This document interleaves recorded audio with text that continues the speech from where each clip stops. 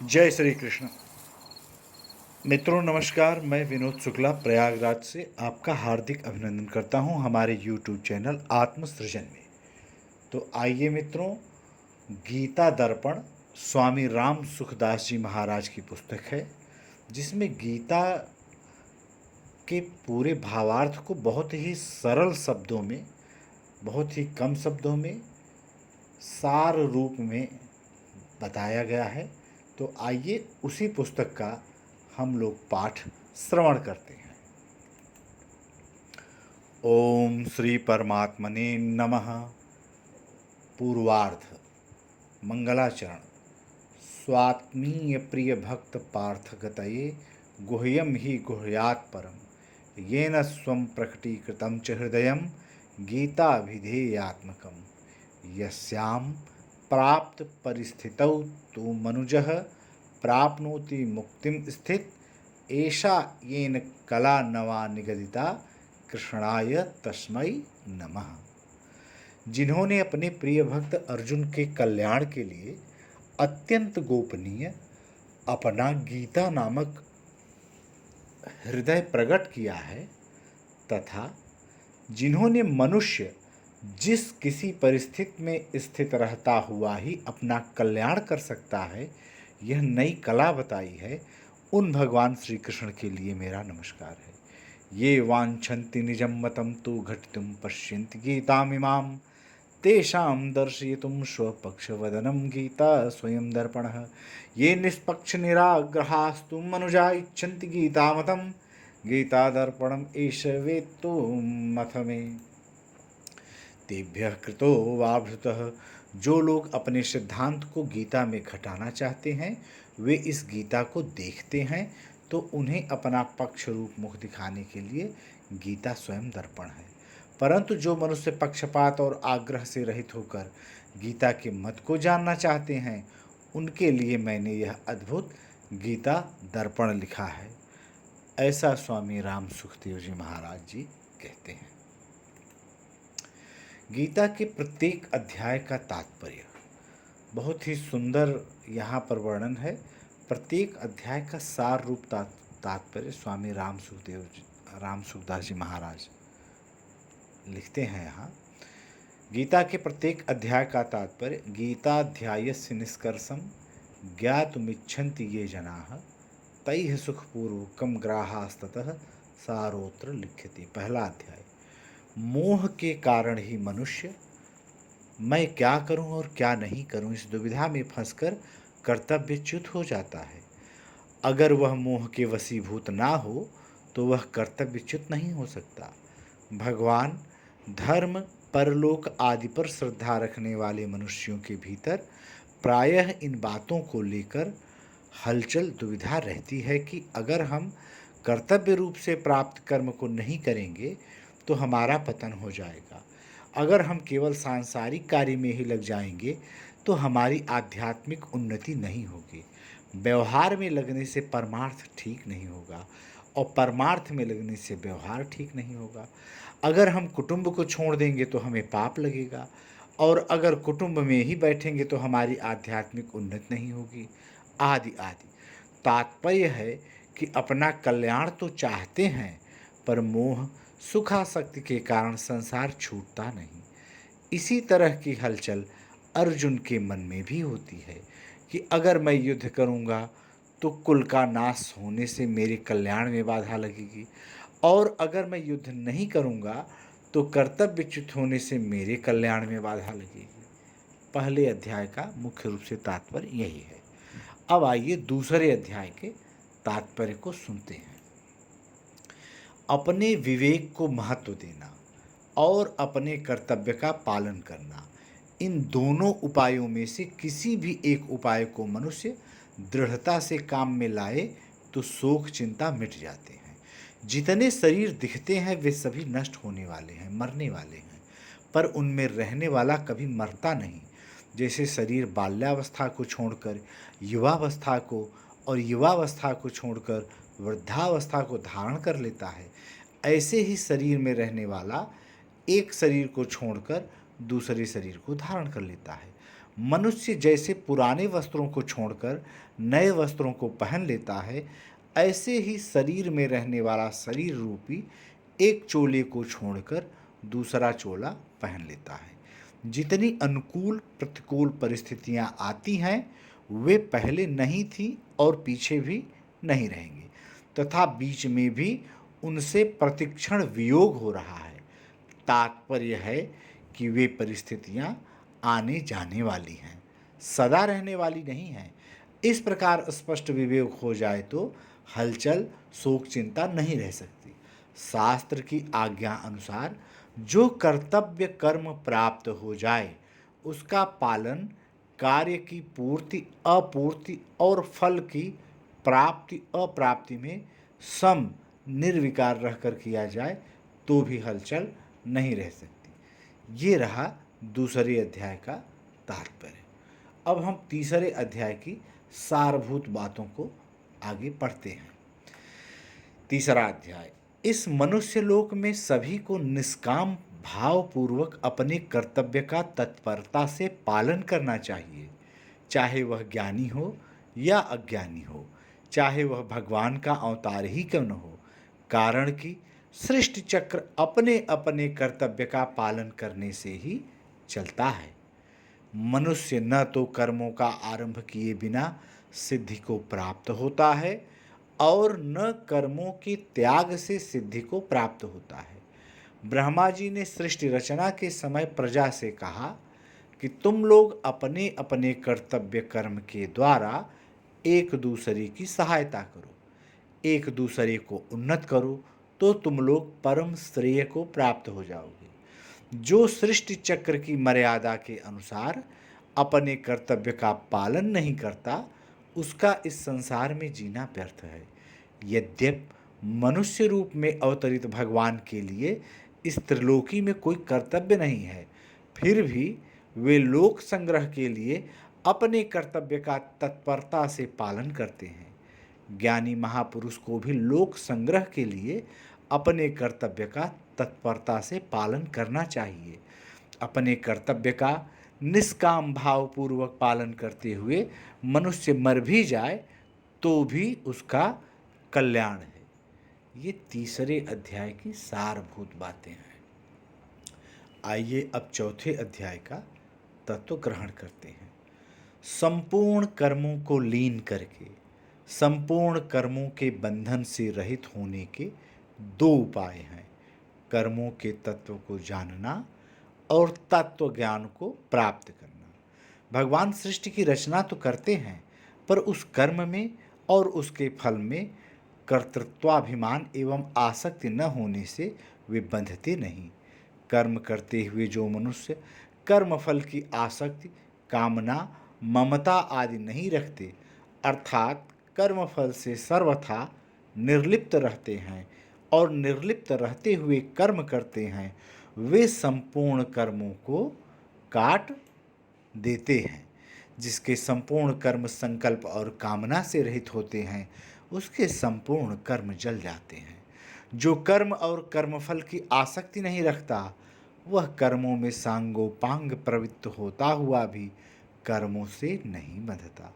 जो केवल शरीर निर्वाह के लिए ही कर्म करता है तथा जो कर्मों की सिद्धि असिद्धि में सम रहता है वह कर्म करके भी नहीं बंधता। जो केवल कर्तव्य परंपरा सुरक्षित रखने के लिए ही कर्म करता है उसके संपूर्ण कर्म लीन हो जाते हैं। इस तरह कर्मों के तत्व को ठीक तरह से जानने से मनुष्य कर्म बंधन से रहित हो जाता है। जड़ता से सर्वथा संबंध विच्छेद हो जाना ही तत्व ज्ञान है। देखिए यहाँ तत्व ज्ञान होने का बड़ा ही सुंदर कम शब्दों में बताया गया है कि जड़ता से सर्वथा संबंध विच्छेद हो जाना। हमारे अंदर जितनी भी जड़ता है यदि वह पूरी तरह से मिट जाए तो तत्व ज्ञान आपको हो गया। यह तत्व ज्ञान पदार्थों से होने वाले यज्ञों से श्रेष्ठ है। इस तत्व ज्ञान में संपूर्ण कर्म समाप्त हो जाते हैं। तत्व ज्ञान के प्राप्त होने पर फिर कभी मोह नहीं होता। पापी से पापी मनुष्य भी ज्ञान से संपूर्ण पापों को तर जाता है। जैसे अग्नि संपूर्ण ईंधन को जला देती है, ऐसे ही ज्ञान रूपी अग्नि संपूर्ण कर्मों को भस्म कर देती है। यह चौथे अध्याय का सार रहा। अब आइए 5वें अध्याय का मुख्य सार ग्रहण करते हैं। मनुष्य को अनुकूल प्रतिकूल परिस्थितियों के आने पर सुखी दुखी राजी नाराज नहीं होना चाहिए, क्योंकि इन सुख दुख आदि द्वंद्वों में फंसा हुआ मनुष्य संसार से ऊंचा नहीं उठ सकता। स्त्री पुत्र परिवार धन संपत्ति का केवल स्वरूप से त्याग करने वाला सन्यासी नहीं है, प्रत्युत जो अपने कर्तव्य का पालन करते हुए राग द्वेष नहीं करता, वही सच्चा सन्यासी है। जो अनुकूल परिस्थिति के आने पर हर्षित नहीं होता और प्रतिकूल परिस्थिति के आने पर उद्विग्न नहीं होता, ऐसा वह द्वंद्वों से रहित मनुष्य परमात्मा में ही स्थित रहता है। सांसारिक सुख दुख अनुकूलता प्रतिकूलता आदि द्वंद्व दुखों के ही कारण है, अतः बुद्धिमान मनुष्य को उनमें नहीं फंसना चाहिए। ये 5वें अध्याय का मुख्य रूप से सार तत्व है। अब आइए 6वें अध्याय का सार तत्व ग्रहण करते हैं। किसी भी साधन से अंतःकरण में समता आनी चाहिए। किसी भी साधन से आए अंतःकरण में समता आनी चाहिए, क्योंकि समता के बिना मनुष्य अनुकूल प्रतिकूल परिस्थितियों में मान अपमान में सम नहीं रह सकता, यानी वो निर्विकार नहीं रह पाएगा। वो निर्विकार तभी रह पाएगा जब उसके हृदय में समता होगी। नहीं, समता नहीं होगी तो मान अपमान में एक जैसा नहीं रहेगा, मान में अधिक प्रसन्न होगा, अपमान में दुखी हो जाएगा। तो इसलिए समता हृदय में आए तो हर स्थिति समान लगने लगे, और अगर वह परमात्मा का ध्यान करना चाहे तो ध्यान कर भी नहीं सकता। कौन? जिसके अंदर समता नहीं है। तात्पर्य है कि अंतःकरण में समता आए, बिना सुख दुख आदि द्वंद्वों का असर नहीं मिटेगा और मन भी ध्यान में नहीं लगेगा। जो मनुष्य प्रारब्ध के अनुसार प्राप्त अनुकूल प्रतिकूल परिस्थितियों में वर्तमान में किए जाने वाले कर्मों की पूर्ति अपूर्ति में सिद्धि असिद्धि में दूसरों के द्वारा किए गए मान अपमान में धन संपत्ति आदि में अच्छे बुरे मनुष्यों में सम रहता है, वह श्रेष्ठ है। जो साध्य रूप समता का उद्देश्य रखकर मन इंद्रियों के संयम पूर्वक परमात्मा का ध्यान करता है, उसकी संपूर्ण प्राणियों में और उनके सुख दुख में समबुद्धि हो जाती है। समता प्राप्त करने की इच्छा रखने वाला मनुष्य वेदों में कहे हुए सकाम कर्मों का अतिक्रमण कर जाता है। समता वाला मनुष्य सकाम भाव वाले तपस्वी ज्ञानी और कर्मी मनुष्यों से श्रेष्ठ है। ये 6ठे अध्याय की निष्कर्ष वाली बातें हैं।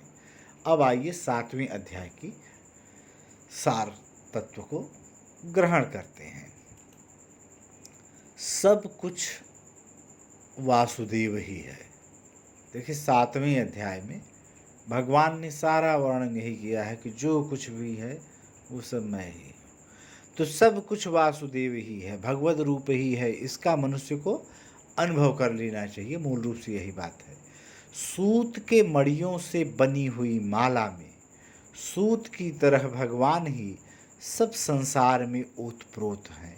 पृथ्वी जल तेज आदि तत्वों में, चंद्र सूर्य आदि रूपों में, सात्विक राजस और तामस भाव क्रिया आदि में भगवान ही परिपूर्ण हैं। ब्रह्म जीव क्रिया संसार ब्रह्म और विष्णु रूप से भगवान ही है।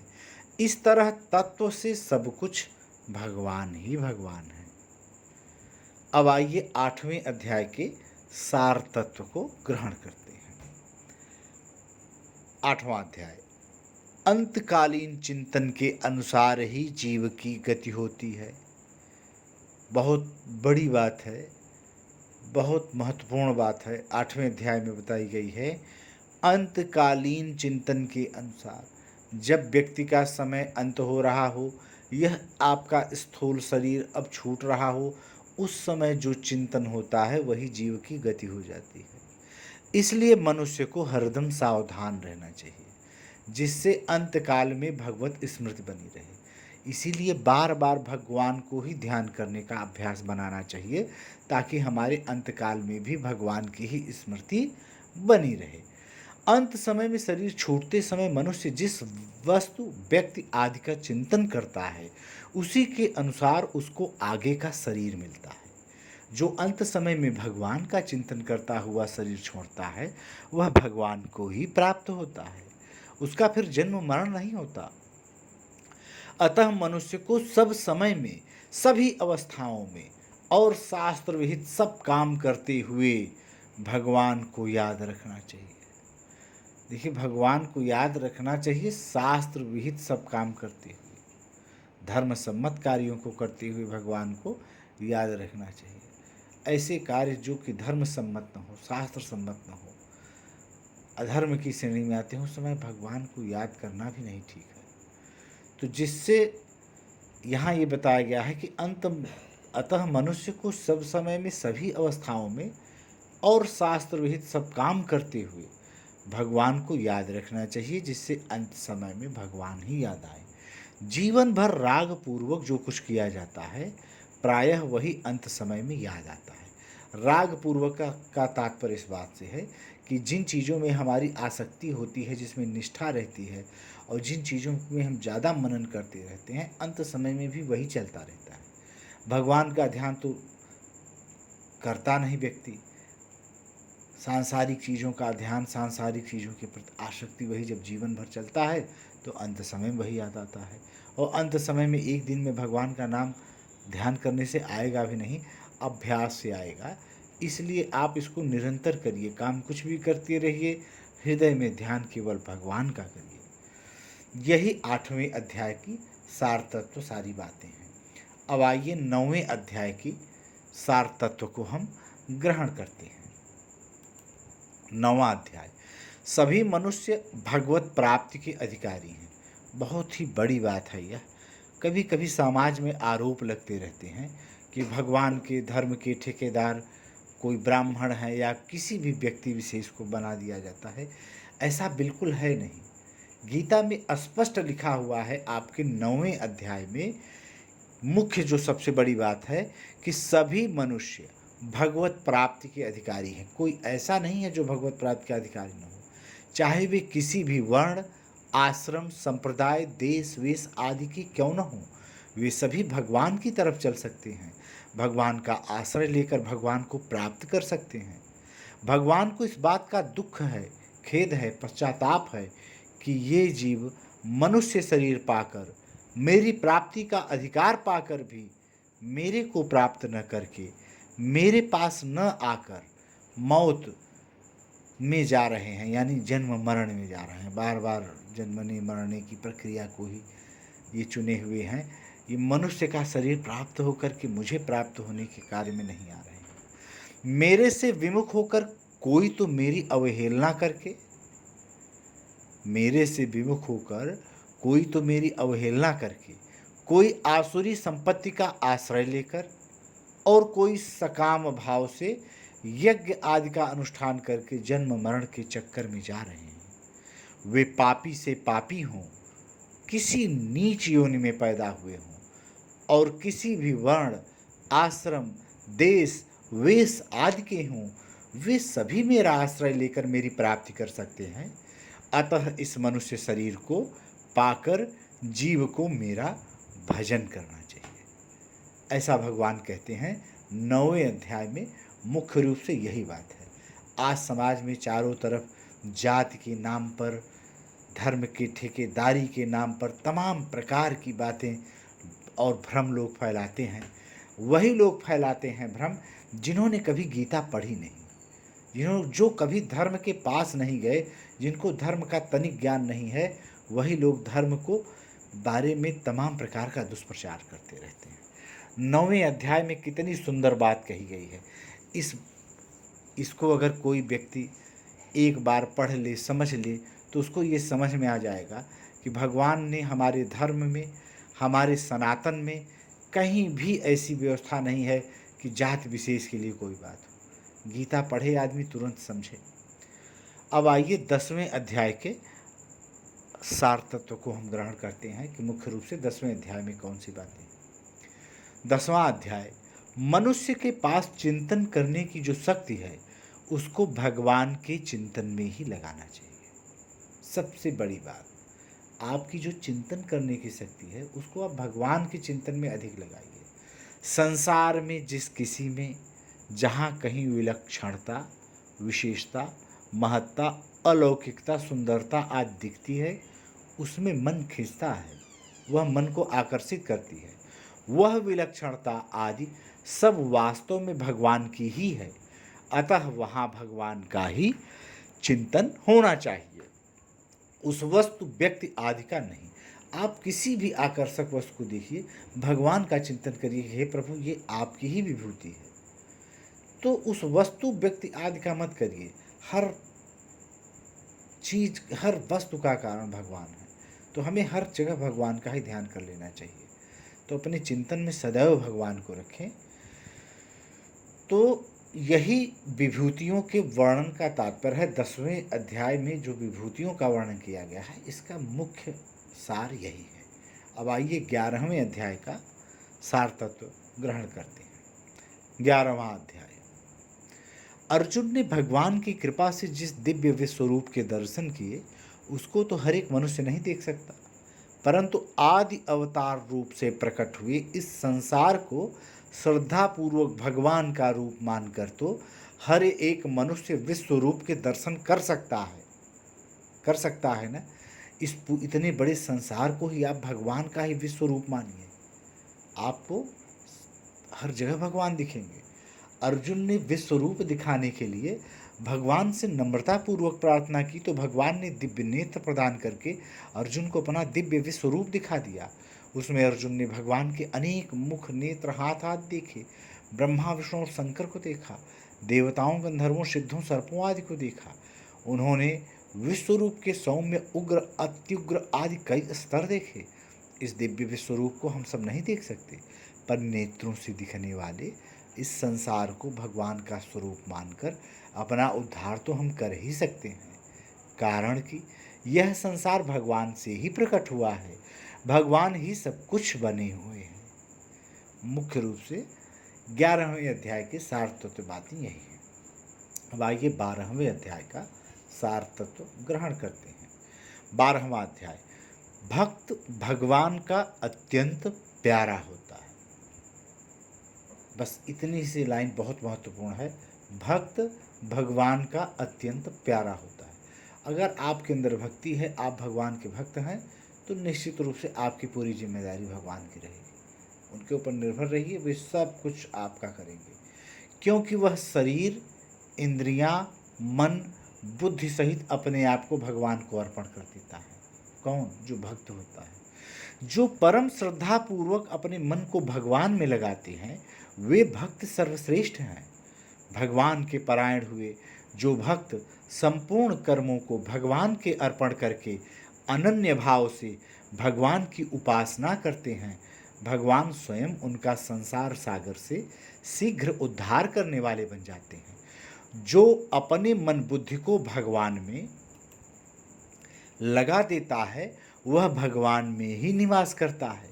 जिनका प्राणी मात्र के साथ मित्रता एवं करुणा का बर्ताव है, जो अहंता ममता से रहित हैं, जिनसे कोई भी प्राणी उद्विग्न नहीं होता तथा जो स्वयं किसी प्राणी से उद्विग्न नहीं होते, जो नए कर्मों के आरंभों के त्यागी हैं, जो अनुकूल प्रतिकूल परिस्थितियों के आने पर हर्षित एवं उद्विग्न नहीं होते, जो मान अपमान आदि में सम रहते हैं, जो जिस किसी भी परिस्थिति में निरंतर संतुष्ट रहते हैं, वे भक्त भगवान को प्यारे हैं।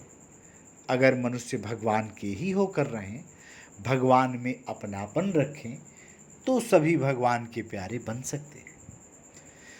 मुख्य रूप से सार तत्व बातें 12वें अध्याय में यही हैं। आइए अब 13वें अध्याय के मुख्य रूप से सार तत्व को हम ग्रहण करते हैं। 13वां अध्याय, संसार में एक परमात्म तत्व ही जानने योग्य है, उसको जरूर जान लेना चाहिए। उसको तत्व से जाने पर जानने वाले की परमात्म तत्व के साथ अभिन्नता हो जाती है। देखिए, यहाँ ये बताया गया कि संसार में जो परमात्म तत्व है वही जानने योग्य है। यहाँ जितनी चीज़ों को हम जान रहे हैं, इनके जानने का कोई लाभ नहीं है। जानने योग्य परमात्म तत्व है, उसके जानने में ही आपका आत्म लाभ है। उसको जरूर जानना चाहिए। उसको तत्व से जानने पर जानने वाले की, यानी जो व्यक्ति परमात्मा को तत्व से जान लेगा, तो जो जान लेगा उसका परमात्म तत्व के साथ अभिन्नता हो जाती है, यानी अब वह भगवान से अलग नहीं रह जाता। जिस परमात्मा को जानने से अमरता की प्राप्ति हो जाती है, उस परमात्मा के हाथ, पैर, सिर, नेत्र, कान सब जगह, परमात्मा को जानने से अमरता की प्राप्ति होती है, वो परमात्मा का हाथ, पैर, सिर, नेत्र, कान सब जगह है। वह संपूर्ण इंद्रियों से रहित होने पर भी संपूर्ण विषयों को प्रकाशित करता है। संपूर्ण गुणों से रहित होने पर भी संपूर्ण गुणों का भोगता है, और आसक्ति रहित होने पर भी सबका पालन पोषण करता है। वह संपूर्ण प्राणियों के बाहर भी है और भीतर भी है, तथा चर अचर प्राणियों के रूप में भी वही है। संपूर्ण प्राणियों में विभक्त रहता हुआ भी वह विभाग रहित है। संपूर्ण ज्ञानों का प्रकाशक है। वह संपूर्ण विषम प्राणियों में सम रहता है। गतिशील प्राणियों में गति रहित रहता है, और नष्ट होते हुए प्राणियों में अविनाशी रहता है। इस तरह परमात्मा को यथार्थ जान लेने पर वह परमात्मा को प्राप्त हो जाता है। 13वें अध्याय की मुख्य बातें ये हैं। अब आइए 14वें अध्याय का सार तत्व ग्रहण करते हैं। 14वां अध्याय, संपूर्ण संसार त्रिगुणात्मक है। इससे अतीत होने के लिए गुणों को और उनकी वृत्तियों को जरूर जानना चाहिए। प्रकृति से उत्पन्न सत्व, रज और तम, ये तीनों गुण शरीर, संसार में आसक्ति, ममता आदि करके जीवात्मा को बांध देते हैं। सत्वगुण सुख और ज्ञान की आसक्ति से, रजोगुण कर्मों की आसक्ति से, और तमोगुण प्रमाद, आलस्य एवं निद्रा से मनुष्य को बंधन में डालता है। रजोगुण और तमोगुण को दबाकर जब सत्व गुण बढ़ता है, तब अंतःकरण में रज तम के विरुद्ध प्रकाश हो जाता है। सत्वगुण और तमोगुण को दबाकर जब रजोगुण बढ़ता है, तब अंतःकरण में लोभ, क्रियाशीलता आदि सत्वतम के विरुद्ध वृत्तियां बढ़ जाती हैं। सत्वगुण और रजोगुण को दबाकर जब तमोगुण बढ़ता है, तब अंतःकरण में अविवेक, कर्म करने में अरुचि, प्रमाद, मोह आदि सत्व और रज के विरुद्ध वाली वृत्तियां बढ़ जाती हैं।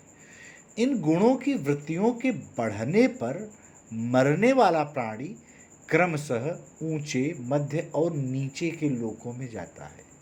परंतु जो इन गुणों के सिवाय अन्य को कर्ता नहीं मानता, अर्थात संपूर्ण क्रियाएं गुणों में ही हो रही हैं, स्वयं में नहीं, ऐसा अनुभव करता है, वह गुणों से अतीत होकर भगवत भाव को प्राप्त हो जाता है। अनन्य भक्ति से भी मनुष्य गुणों से अतीत हो जाता है। देखिए, अनन्य भक्ति वही है कि जब कुछ भी अन्य न रह जाए, यानी भक्ति के सिवा कुछ अन्य न रह जाए, वो अनन्य भक्ति है। तो उस स्थिति में भी मनुष्य सब गुणों से अतीत हो जाता है, यानी कि वो भगवान को प्राप्त होता है। अब आइए 15वें अध्याय का सार तत्व ग्रहण करते हैं। 15वां अध्याय, इस संसार का मूल आधार और इस संसार में अत्यंत श्रेष्ठ परम पुरुष एक परमात्मा ही है, इसको दृढ़तापूर्वक मान लेने से मनुष्य सर्ववित्त हो जाता है, कृतकृत्य हो जाता है, जिससे यह संसार अनादिकाल से चला आ रहा है और जिसको प्राप्त होने पर यह जीव फिर लौटकर संसार में नहीं आता, उस परमात्मा की खोज करनी चाहिए। ज्ञान नेत्र वाले साधक अपने आप में उस परमात्मा का अनुभव कर लेते हैं। वह परमात्मा ही सूर्य, चंद्रमा और अग्नि में तेज रूप से रहकर संसार में प्रकाश करता है। वही पृथ्वी में प्रवेश करके पृथ्वी को धारण करता है। वही रसमय चंद्रमा होकर पेड़ पौधे लता आदि को पुष्ट करता है। वही जठराग्नि बनकर प्राणियों के द्वारा खाए गए अन्न को पचाता है। वही सबके हृदय में रहने वाला, वेदों को बनाने वाला, वेदों को जानने वाला और वेदों के द्वारा जानने योग्य है। वह संपूर्ण संसार का पालन पोषण करता है। वह नाशवान, संसार से अतीत और अविनाशी जीवात्मा से उत्तम है। वही लोक में और वेद में पुरुषोत्तम नाम से प्रसिद्ध है। उसको सर्वश्रेष्ठ मानकर अनन्य भाव से उसका भजन करना चाहिए। ऐसा 15वें अध्याय में कहा गया है। बहुत सुंदर है यह 15वां अध्याय भी। अब 16वें अध्याय की सार तत्व बातों को आइए आगे ग्रहण करते हैं। 16वां अध्याय, दुर्गुण दुराचारों से ही मनुष्य 84 लाख योनियों एवं नरकों में जाता है। अतः मनुष्य को सद्गुण सदाचारों को धारण करके संसार के बंधन से, जन्म मरण के चक्कर से रहित हो जाना चाहिए। जो दंभ, दर्प, अभिमान, काम, क्रोध, लोभ आदि आसुरी संपत्ति के गुणों का त्याग करके अभय, अहिंसा, सत्य, अक्रोध, दया, यज्ञ, दान, तप आदि दैवी संपत्ति के गुणों को धारण करते हैं, वे संसार के बंधन से रहित हो जाते हैं। परंतु जो केवल दुर्गुण दुराचारों का, काम, क्रोध, लोभ, चिंता, अहंकार आदि का आश्रय रखते हैं, उनमें ही रचे पचे रहते हैं, ऐसे वे आसुरी संपदा वाले मनुष्य 84 लाख योनियों एवं नरकों में जाते हैं। यही मुख्य रूप से 16वें अध्याय में बताया गया है। बहुत ही निष्कर्ष के रूप में कम शब्दों में यहाँ आपको दे दिया गया। अब आइए 17वें अध्याय की सार तत्व बातों को ग्रहण करते हैं। 17वां अध्याय, शास्त्र विधि को जानने वाले अथवा न जानने वाले मनुष्यों को चाहिए कि वे श्रद्धापूर्वक जो कुछ शुभ कार्य करते हैं, उस कार्य को भगवान को याद करके, भगवान नाम का उच्चारण करके आरंभ करें। आप शास्त्रों की ज्ञाता नहीं हैं, आपको अनेक विधि विधान की जानकारी नहीं है, कोई बात नहीं है। आप जो कुछ भी कार्य शुरू करते हैं, सिर्फ आप भगवान को याद करिए, भगवान का नाम उच्चारण करके प्रारंभ करिए। जो शास्त्र विधि को तो नहीं जानते पर श्रद्धापूर्वक यजन पूजन करते हैं, उनकी श्रद्धा निष्ठा स्थिति 3 प्रकार की होती है। तो यहाँ शास्त्र विधि को न जानने वाले, शास्त्र विधि जो जान रहे हैं वह तो निश्चित रूप से विधान से कर रहे हैं, पर जो नहीं जान रहे हैं पर श्रद्धापूर्वक यजन पूजन तो कर रहे हैं, तो देखिए श्रद्धा भी 3 प्रकार की हो गई। श्रद्धापूर्वक यजन पूजन जरूर कर रहे हैं, लेकिन उनकी श्रद्धा यानी कि जो निष्ठा है या उनकी जो स्थिति है वो 3 प्रकार की होती है। क्या? सात्विकी, राजसी और तामसी। श्रद्धा के अनुसार ही उनके द्वारा पूजे जाने वाले देवता भी 3 तरह के होते हैं। जो यजन पूजन नहीं करते, उनकी श्रद्धा की पहचान आहार से ही हो जाती है, क्योंकि आहार तो सभी करते हैं। तो निश्चित रूप से जो सारभूत बातें हैं उसमें यही बता दिया गया है कि आपकी जो श्रद्धा है वह कैसी होनी चाहिए और किस किस प्रकार की श्रद्धा के मनुष्य हैं और वो किन किन गतियों को प्राप्त होते हैं, यही सब बातें 17वें अध्याय में कही गई हैं। अब आइए 18वें अध्याय और इस अंतिम अध्याय का सारभूत बातों को हम ग्रहण करते हैं। मनुष्य मात्र के उद्धार के लिए उनकी रुचि, योग्यता और श्रद्धा के अनुसार 3 साधन बताए गए हैं: कर्मयोग, ज्ञान योग और भक्ति योग, यानी शरणागत। भक्ति योग शरणागत ही है। भक्त तो जो होता है वो सिर्फ प्रभु के ऊपर निर्भर हो जाता है। इनमें से किसी भी एक साधन में मनुष्य लग जाए तो उसका उद्धार हो जाता है।